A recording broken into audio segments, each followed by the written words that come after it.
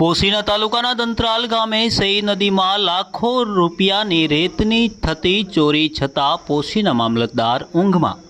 પોશીના તાલુકામાં આવેલ અલગ અલગ નદીઓમાંથી મોટા પાયે ખનીજની ચોરી કરવામાં આવી રહી હોવા છતાં જિલ્લાના ખાણ અને ખનીજ વિભાગની સાથે સ્થાનિક તાલુકા મામલતદાર દ્વારા આવા ખનીજ ચોરો સામે કોઈ જ કાર્યવાહી કરવામાં ન આવતા ભૂમાફિયાઓ દ્વારા લાખો રૂપિયાની સરકારી સંપત્તિ ખનીજની બેરોકટોક ચોરી કરવામાં આવી રહી છે।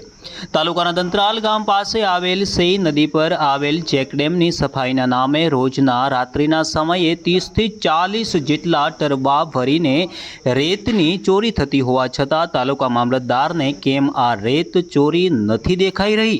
લાખો રૂપિયાની થઈ રહેલ આ પોશીના તાલુકામાં ખનીજ ચોરી બાદ ખાણ ખનીજ વિભાગના અધિકારીઓ સાથે તાલુકા મામલતદાર કુંભકર્ણની નિંદ્રામાં હોય તેમ લાગી રહ્યું છે।